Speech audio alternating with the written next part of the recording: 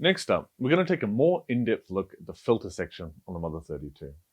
Now, Moog are really well known for the quality of their filters, particularly a ladder filter, which is a type of low-pass filter that they've been using on almost all their synths since the 70s when they first developed it.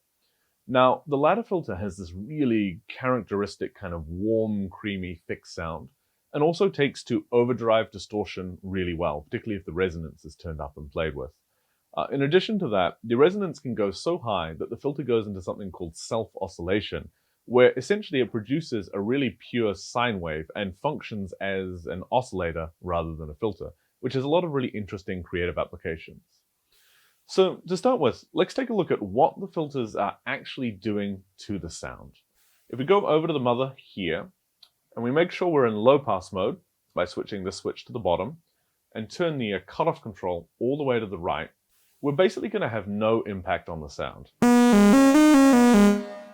But as we slowly turn that control to the left, the filter will move down and it will start chopping off more and more of the high frequencies. And you'll be able to see on our scopes that the saw wave slowly morphs towards a pure sine wave, and the high frequencies drop in volume.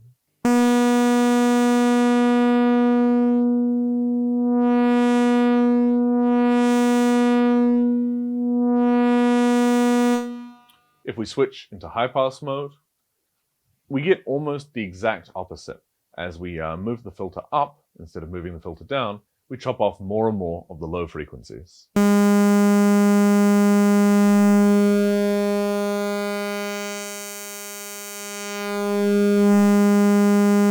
And switch back into low pass mode. Now here we have the resonance control.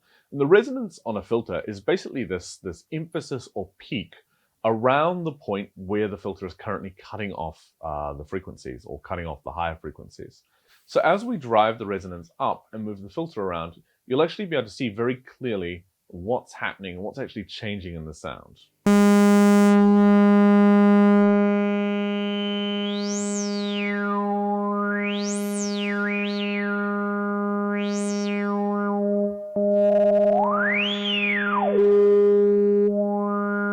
You can see very clearly there's this kind of secondary peak or bump around the point where the cutoff is currently set in the filter.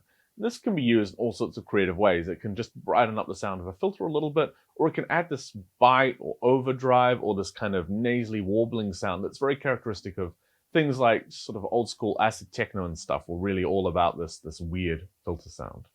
Lastly, one of the really cool little things that you can do with the Mother 32 and with a fair few Moog synthesizers is use the filter in self-oscillation mode to actually generate a really pure sine wave. So to do that, we're going to need two patch cables, which I've got here.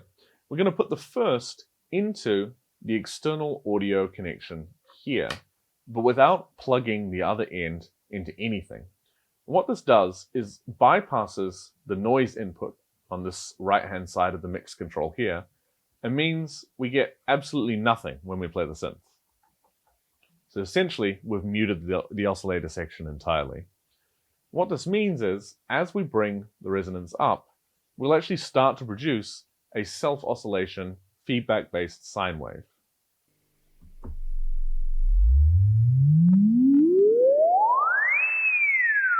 you can hear that the pitch is controlled. Switch back into envelope mode. You can hear that the pitch is controlled by the cutoff position of the filter. That's really handy, but it's not controlled at all by the keyboard. As I play different notes on the keyboard, you get exactly the same sound. So what I can do to fix that is grab my other patch cable, and I'm going to connect it here to the keyboard output. And this is sending a voltage that tells you basically which note on the keyboard is being played. It uses a standard called 1 volt per octave. And then I'm going to plug the other end of that into the VCF cutoff input up here, which controls the filter cutoff. What that means is as I play different notes on my keyboard, it's actually going to move the filter cutoff position up or down. If I use the built-in keyboard, all of a sudden, you have a really pure sine wave, even though the default oscillator section doesn't give you a sine wave option. Now, one note, the tracking of this is not perfectly in pitch, so you can get it pretty good for an octave or two, but if you're moving over multiple octaves, it will drift a little out of tune, which is a good or a bad thing depending on what you're doing. That's just how the synth is. So that's pretty much everything you need to know about the filter section on the Mother 32. And next up, we'll be taking an in-depth look at the LFOs.